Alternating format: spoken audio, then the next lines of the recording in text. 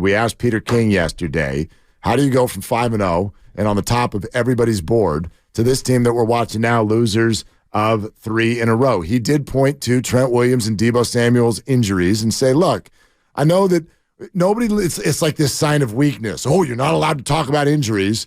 You know what I mean? The quarterback ought to be able to play through that. And he goes, if Jalen Hurts lost A.J. Brown and his left tackle, we would talk about it.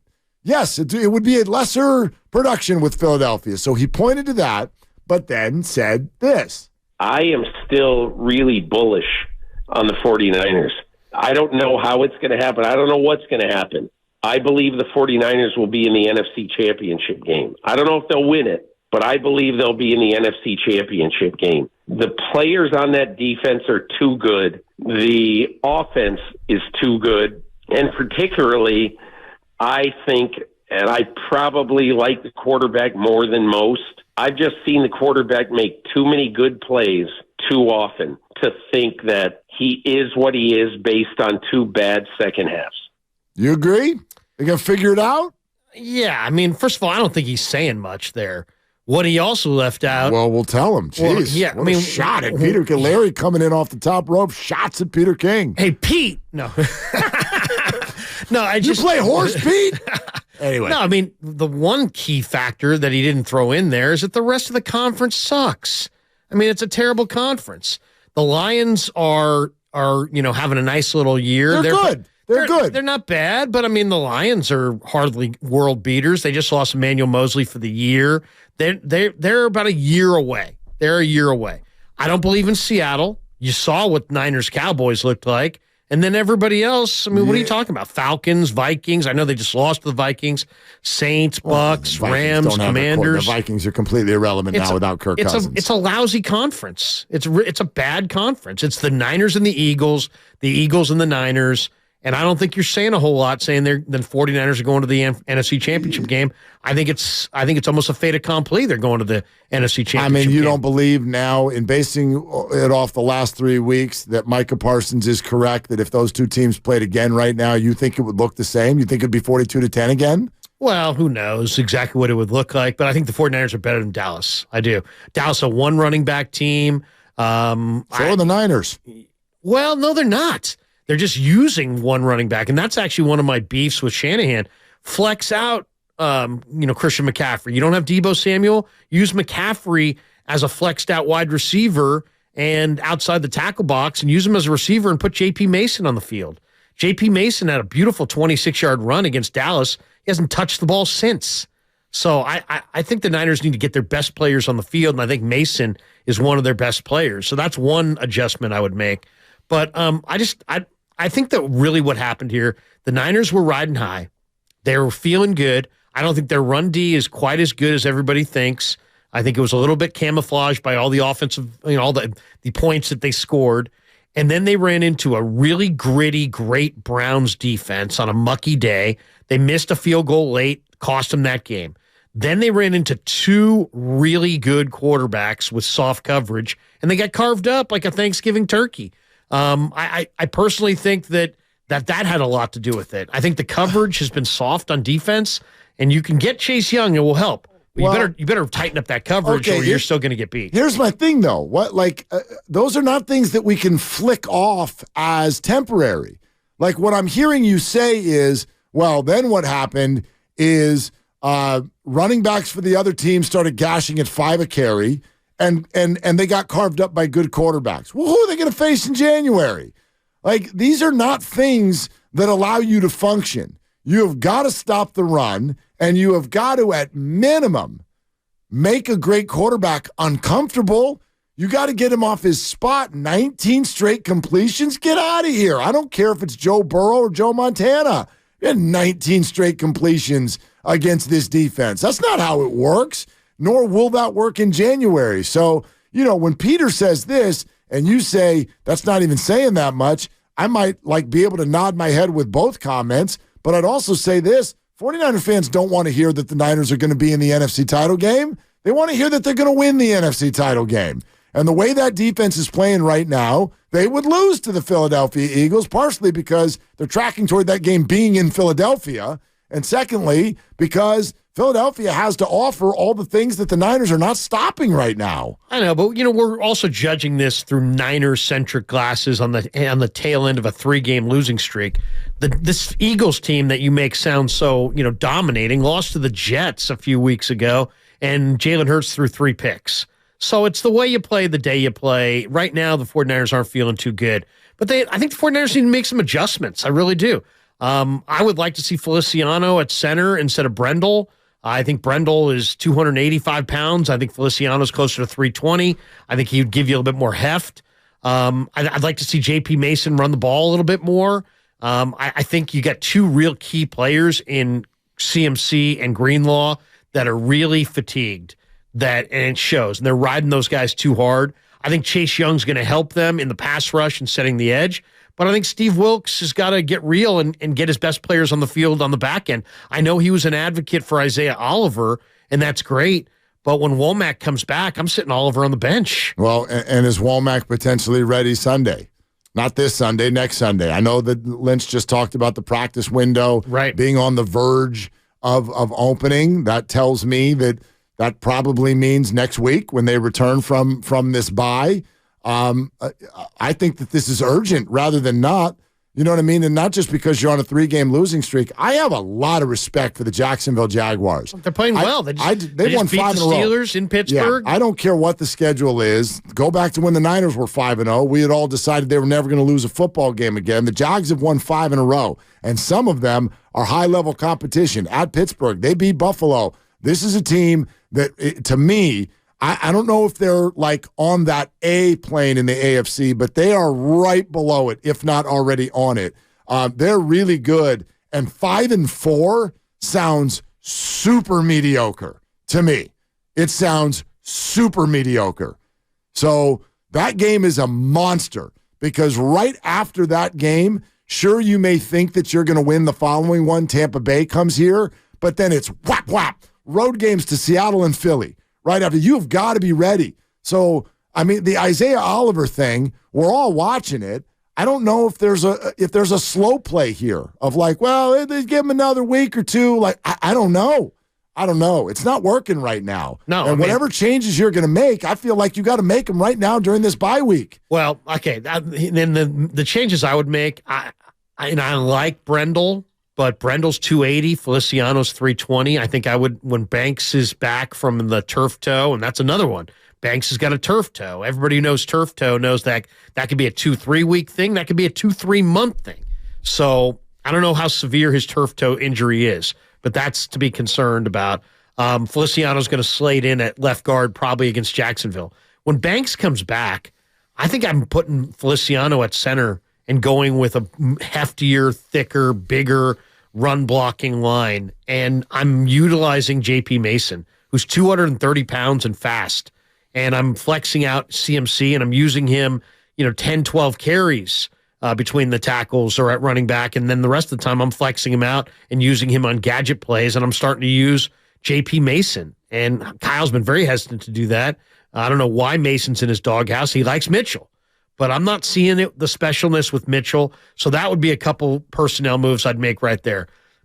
Mason in, Feliciano in, Brendel out, and flex out CMC. And then on the defensive side, I may want to see a little bit of Jair Brown. I mean, I got to see somebody who's excited about him. I got to see somebody who stands in front of a running back. I mean, you're going to get Etienne, who's a burner. Yep. I mean, that's not an easy day. Walker from the Seahawks. The Eagles can run the ball with Swift. So I mean, you're going to have some running backs, and you got to get in front of some of these guys and hit them. I mean, this defense need to freshen up Greenlaw. I mean, this bye week is really hopefully going to do him wonders because he is the key to their run defense. But he's doing it all by himself right now. Well, and he's been banged up the whole year. It's been obvious. He's been down on the field so many times. He's been questionable, missing practices. Yet, most of the time, he goes out there and he performs. It's one of the things, though, that you don't love to see about the defense. Like Warner and Greenlaw, right now, way too much is being asked of them. Not enough playmaking is happening on the line, and not enough playmaking is happening behind them. They're running downhill in the wrong direction, if you will. You know, Hufanga had 10 tackles in the last game, but you brought it up. Like, when's the last time his name came up in a playmaking situation where you're like, he was shot out of a cannon? Like last year, we saw it constantly.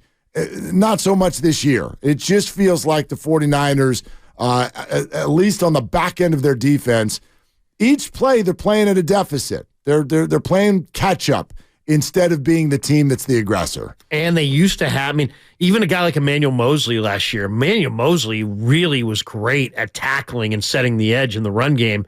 And then he went to Detroit. Now he's out for the year with the torn ACL. Another guy really strong against the run. They don't have him this year. So I think I've got to see, you got to see tighter coverage. You got to see complementary football. If you're gonna quarterback like Burrow and the ball's gonna come out quick, that means you got to be hugged up on the receivers. The one thing we didn't see enough of this week is we didn't see the Niner coverage hugged up on the receivers and daring Burrow to throw the ball down the field over their head to Chase or Higgins or Boyd. It was just too much. Everything in front of them. And if you're going to let a quarterback, like Cousins or Burrow, just get into a nice, comfortable rhythm, throwing it underneath in front of your soft coverage, it's going to be a long day. And it was. The Niners were lucky to be 14-10 down at the half in this Bengal game. True. It should have been 24-10. They absolutely got wrecked. They stopped nobody. There was no resistance at all to any of those drives. 888-957-9570. Love to take your calls. What happened, and what is your belief that the Niners will get it back? Because Vegas thinks they're going to get it back. And I sort of look at it like, and I don't mean it in a way that we do have a choice, but it feels to me like we don't have a choice but to believe that they're going to get it back, because you look at the roster and you're just going, how? And this is why Steve Wilks is getting criticized. And I'll admit that some of it might not be completely fair because he's the new guy. And when something looks worse than it used to be, we blame the new guy. That's kind of the way it goes. But you look at this roster, and I think the average 49er fan right now is going, how? How can this collection of people be producing at this low of a level right now, this defense? One quick thought. There's some Warriors similarities here. When the Warriors went and got KD, and they had this star-laden roster, and then there was a couple injuries. When you have a star-laden roster and you get rid of some of the other players, and then you have injuries, it's like, whoa, what happened? Where are all our players? Depth is not what it was. They lost Ebukam, Amenahue, and Willis, and replaced them with Austin Bryant, Robert Beal, and Cleveland Farrell. That's a major step down. And now Chase Young steps in and may replace what they got from Ebukam. But and then you mix in some injuries, and all of a sudden you're looking around going, and that's why Wilks is getting ripped, because everybody's like, the only change is Wilks. No, you lost Mosley, Ward, Tart, Amenahue, Aziz Al-Shaair. But let's be honest. You lost some real good players. Sure, but a fan base is going to get activated when it sounds like the head coach is dissatisfied with the defensive coordinator as well. And no matter how you slice it, that's how it sounds. Whether he was only talking about the zero blitz right before the half against Minnesota, or even what he has said this week going into the bye, where it's like, yeah, we're going to discuss bringing him down on the sideline. It tells us that you aren't sure about what's going on, and you are looking at it, and you are considering changes. Most fans are going to take their cues from the people who are there whenever they get them. Kyle Shanahan has given the fan base a bunch of cues the last 2 weeks that there are questions surrounding Steve Wilks. The fans are sharks, and he poured blood in the water. Sure. When he said Absolutely. He messed up, I couldn't believe it. I was sitting 3 feet away when he said, Steve knows he messed up that call. Knows he messed up. You never hear a head coach say that. You don't hear anybody say that in any business, really. But I'll say this. In football, the language from the coaches to the players is oftentimes harsh. The language from the head coach to the assistant coach is oftentimes direct and harsh, but usually not at the presser. Usually everybody covers everybody at the presser. So that's going to be interesting to see, how that goes. And I understand why people are talking about Wilks shouldn't be in the stands or shouldn't be up in the booth. But let me just say this.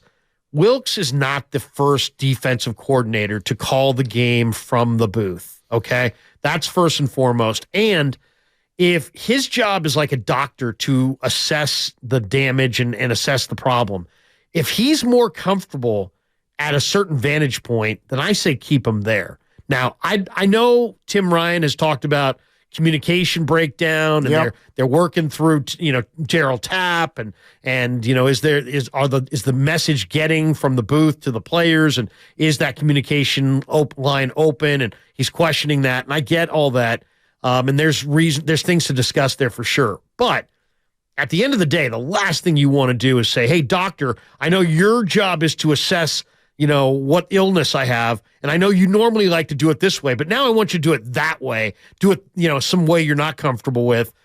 Let's let Steve do what Steve's comfortable with, because he's going to have to live or die with these results. So if he wants to be up in the booth, and that's where he feels, he's a defensive back guy, so they want to see the coverage. They want that bird's eye view. I get that. If that's where he feels comfortable, then that's where he should be, because at the end of the day, getting it right is on him, and it doesn't matter. It's not like they suddenly don't stop anybody. He can be like, hey, I'm on the sideline, man. What do you want me to do? It's all on you no matter what. We're all having this conversation, but let your mind evolve to the next step. Can you imagine a world where we get to January and everyone goes, oh my God, thank God Steve Wilks came down to the sideline. It completely changed the 49ers season. Everybody started playing well. No. That sounds absurd. Yeah, no. Could it tweak something? Could it help a little bit with this guy, that communication? I guess. But we are absolutely fixated on something that I feel there is no way that's the key to the whole thing. The same people that are going to tell you Steve Wilks isn't the guy, and by the way, he shouldn't be up in the booth. They should have hired Vic Fangio. Where does Fangio coach? Oh, yeah, he's up in the booth too. Mm-hmm. Why? Because that's where he wants to be.